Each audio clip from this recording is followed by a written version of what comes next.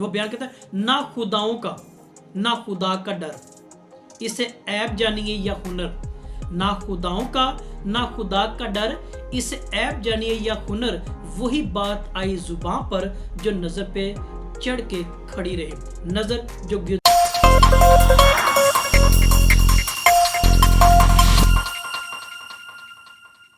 नाजरीनो सामोइन तलबा तलिबात, आपकी खिदमत मेरा सलाम और आदाब भी है और उम्मीद करता हूँ कि आप खैरियत से होंगे। आज का मौजू मेरे उर्दू गज़ल के मैदान में इसकी दाखिलियत और खारजियत के एतबार से है। आपके रवायती सवालात वो पहुँचते जा रहे हैं, तो आज हम आपके सवालों की रोशनी में उर्दू गज़ल में दाखिलियत और खारजियत के अनासर इन पर रोशनी करेंगे, देखेंगे और ये मौजू हमें किस एतबार से सीखने को देता है। पिछली रवायत में भी, पिछले मौजूआत में भी हमने देखा कि गज़ल औरतों से बातें करना, उनकी सरापा निगारी, उनके हुस्न जमाल पे बात करने के हवाला से है। आगे हमारे मौजू का जो दूसरा जो लफ्ज़ है वो है दाखिलियत। दाखिलियत शायर, अदीब और फनकार अपने अंदर की दुनिया जो बयान करता है, अपनी पर्सनल अंदर की बातन की बात, वो दाखिलियत के ज़ुमरे में आती है। इसी के साथ हमारा दूसरा जो लफ्ज़ वो है खारजियत, ये इसके ऑपोजिट मुतज़ाद के दार के तौर पे जब कोई शायर, अदीब या फनकार अपने आस पास इर्द गिर्द खारिज की दुनिया को बयान करता है तो वो खारजियत के मौजू में आती है। उर्दू गज़ल का ये दामन इस एतबार से बहुत वसी है, उसने दाखिलियत को भी कबूल किया है और खारजियत को भी। इसी एतबार से देखें तो उर्दू अदब के अंदर सबसे ज़्यादा जो सरमाया शायरी के मैदान में वो गज़ल का पाया जाता है और गज़ल ने इस बात को साबित भी किया। अब मिसाल लेते हैं हम दो चार यहाँ पे दाखिलियत के एतबार से कि अभी हमने जो दाखिलियत शायर या फनकार के अंदर की दुनिया जो हमें अमूमन यहाँ बताई गई है कि वो अपने अंदर की बात करता है, अपने बातिन की बात करता है और गज़ल ने इसको भी खुशामदीद और जी आया कहा है। पहली मिसाल हम लेते हैं मीर तकी मीर की।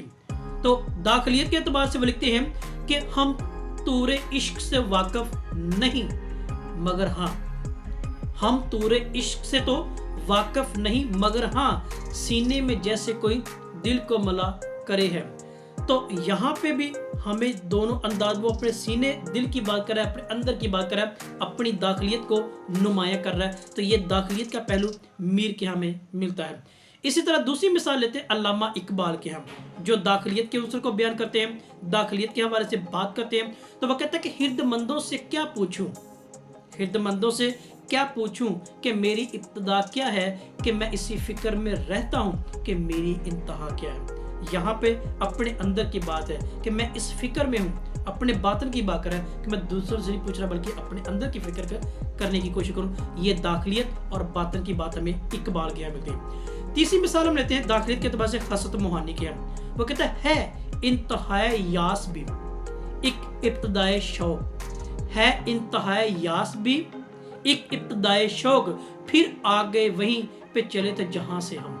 तो यहाँ पे भी अपने अंदर की बात है कि जहां से चले थे वहीं पे वापस आ गए हैं। ये हकीकत पसंदी है और अंदर की बात की गई है। ये तीनों मिसालें हमें दाखिलियत की अनासर को बयान करती हैं या इनको वाज़ेह करते हैं जो उर्दू गज़ल में अपनी मिसाल आप रखते हैं। दूसरी मिसाल हमारे पास आते हैं वो खारजियत की, यानी इसके अपोजिट अपने गिरदोनवा जो दाएं बाएं आगे पीछे हम देखते हैं। जब मिसाल यहाँ पे लेते हैं नासिर की, शाह इमाम बख्श नासिर, उनकी मिसाल लेते हैं तो खारजियत में वो लिखते हैं कब्र के ऊपर लगाया, कब्र के ऊपर लगाया नीम का इसने दरख्त, बाद मरने के मेरी तोकीर आदि रह गई। अब कब्र बाहर की बात है, आउटसाइड की बात है, उसके ऊपर लगाया ये बाहर की बात है। तो लिहाजा ये चीज़ हमें क्या मिलती है, ये खारजियत बाहर देखने के वो बयान किया गया। दूसरी मिसाल हम लेते हैं यास यगाना की। वो बयान करता है ना खुदाओं का ना खुदा का डर, इसे ऐब जानिए या हुनर। ना खुदाओं का ना खुदा का डर, इसे ऐब जानिए या हुनर, वही बात आई जुबान पर जो नजर पे चढ़ के खड़ी रहे। नजर जो गिरदोनवा में देखा, उन लोगों की बेहिसी को देखा जो उन्होंने की अपनी एक्टिविटी में, उसने वो बयान किया। वो अपने दाएं बाएं आगे पीछे की बात, ये खारजियत की मिसाल हमारे सामने थी। तीसरी और आखिरी मिसाल आज के मौजू की वो हसरत मोहानी से।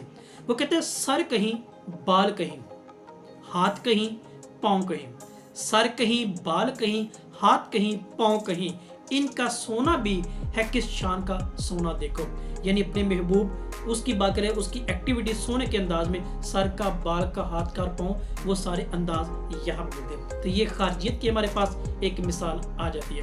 تو ہم نے آج اردو غزل کے اعتبار سے دیکھا داخلیت اور خارجیت کیا ہے، تو ہمیں ان کو آج ہم نے مثالوں کی روشنی میں دیکھا، ہم نے شاعروں کی قلم نگاری کے بارے سے دیکھا جو انہوں نے بیان کرنے کی کوشش کی ہے۔